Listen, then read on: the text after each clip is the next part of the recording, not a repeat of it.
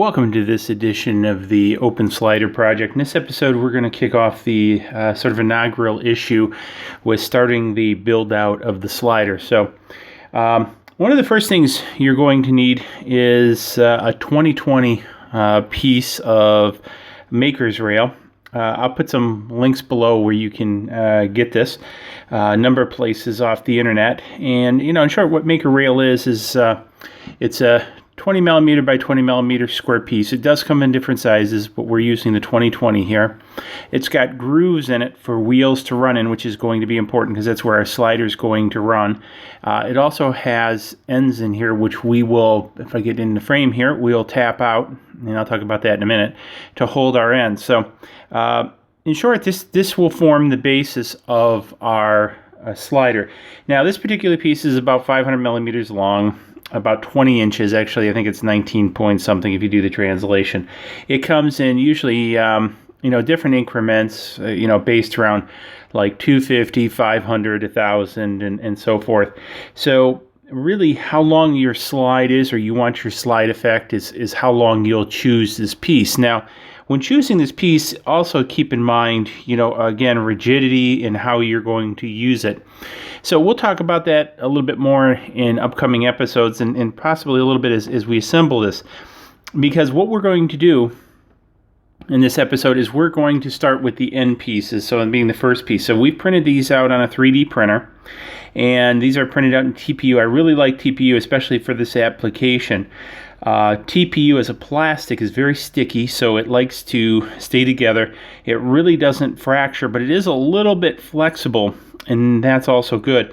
And what we're going to do is, in this case, we're going to take some 1/4 turn nuts, which is a standard tripod size nut, and we're going to epoxy them in here. Now, they sort of do fit in here, but again, it's really only a little bit of a pressure fit, and if you take another, they'll pull right back out. So what we want to do is avoid that. However, before we get into that project, one of the other things that I want to talk about is attaching these. How will we attach these to the maker rail? So what we've already done is we've taken a tap. This is a 10 by 32 tap. And we've tapped this. Now, I've shown how to do this in other videos and working with maker rail, so I'll link that below. And I also put a link to the tap below that I used, and the 1020 works good. And the step tap, I think, works even better, again, for manually tapping, because as you go in here, it steps up the tap all the way to a 1032, which is really good. Now, the other piece you're going to need to do is, obviously, you need some end bolts. Now, in this case, I've chosen some hex bolts because, again, they'll be recessed inside here, and while you could use a socket head or something to get in there, it's just easier to use something like, this hex wrench and get in there and tighten them up. I have used a washer. I think a washer is important. Again, because of the plastic rubber in this case, you want it to pull tight over a fairly large surface area. And if we take a look here at the surface area here, we have some reasonable surface area to work with. So I definitely suggest using a washer on it. So the other thing you'll need is 8 1/4 hex nuts. In short, just standard size zinc to go in here. That will epoxy in a minute.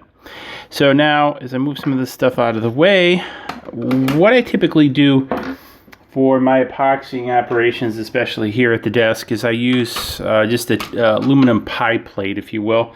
And you can see it's been used a few times, so you can reuse it a number of times. And some quick drying epoxy in this case, and some toothpicks. So what I like to do in this case is, uncork the epoxy if I can. Yeah, it's a little bit tight. Okay, so I've uncorked the epoxy, and then, squirt some into the tray here. And I may have to use the toothpicks to kind of open up the holes here. And let's try it now. Okay, so we shoot a little bit of epoxy. You don't need a whole lot of epoxy in there. So, and then what we'll do is we'll take, and I grabbed the end of that, which I stuck in there. Yuck. However, we'll mix this up. Now, one of the things as we mix this up you want to be careful as you insert it, and this is one of the reasons I like to toothpick. So I like to get a bit on the toothpick like that and then work it around the inner edge, because what you don't want to do is get it in the threads or where the threads will go in the base, and you really want to hold it to the sides. And then what you do is you simply stick it in, and again slurp up a little bit more and go to the next one. Now, part of the logic, yeah, I guess I could say part of the logic of this, or what these will serve, is a means to attach to multiple tripods. Because again, you know, you want the slider effect, so you want it over a distance, and what you're going to want to do is actually use a couple different tripods. Now, the way we'll set this up is you'll be able to use one tripod or two tripods for this, and it's partly going to depend upon the weight of your camera too. Now, I'm not, you know, I'm not going to overly suggest a big SLR camera for this. I really designed these for, you know, action cameras, GoPros, you know, the smaller Ricos, things like that, rather than the bigger SLRs because of the weight. Because again, you know, these will pull out of here even though you've epoxied them. So I've got this one done. This one's epoxy, so I'll set it in there to dry, and then I'll move on to this one. But yeah, that's the thing. You want to be cognizant of how much weight you put on these. These are really designed for action cameras or smaller cameras, because like I say, I'm repeating myself, but it's worth repeating, I think. These will pull out of here even though epoxied. You know, this epoxy is pretty good. I've had really good luck with it.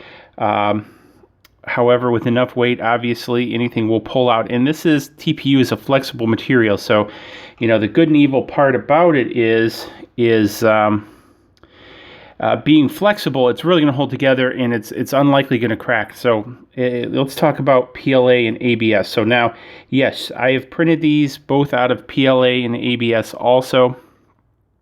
ABS works pretty good. Again, if you epoxy it, it's a pretty resilient, tough plastic. PLA will also work. However, be careful. PLA is very brittle, and even epoxying these in, they will have a tendency to break. And so that's not very good. So that's why I like TPU the best. The other alternative out there that I would suggest, and I haven't done it, but I will in the future, is PETG. I really like PETG.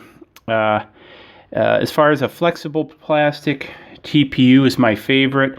However, PETG for solid plastic is my fave.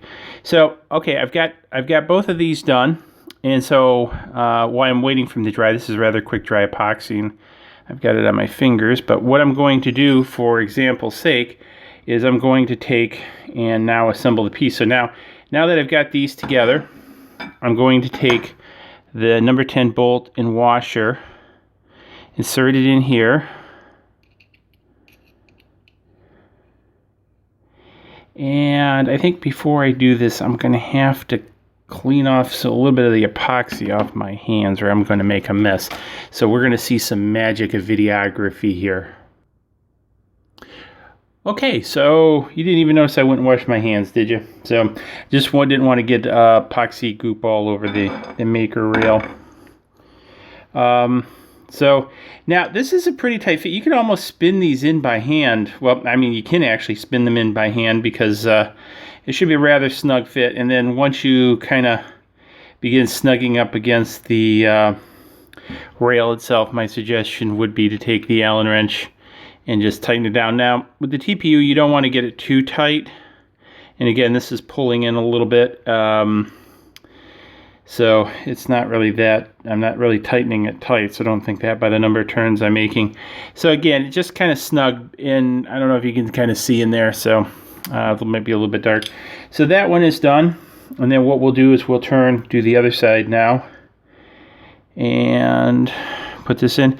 Now the idea behind the 4 is it gives us the ability to attach in different planes, if you will, and I'll show that in some future videos where we talk about how to work with this, because For example, maybe you want to articulate the tripod heads in different directions to get different effects. This will allow you to do that. So you'll be able to attach, say, one vertically and one to the side. You'll be able to hang it upside down so you keep your plane the same. Now, again, I'm showing this as I'm just putting these on. Obviously, you won't put the second one on until you do the rail. And that will be in the third video, but I'm just kind of showing how it all goes together. So, as you can see now, this is all put together. These are epoxied in. I would let them sit overnight, even though this is like 5-minute epoxy. I'd let them sit overnight and let them, harden up for sure. And then what we'll do in the next video is we'll look at assembling the single base piece for the for a single tripod. And then in the third video, we'll look at assembling the carriage. Now, I have several different versions of the carriage that I put together, so there'll be a couple videos with this. Some of them I use Maker wheels, some of them I use 608ZZ bearings, and we'll talk about all that in future videos.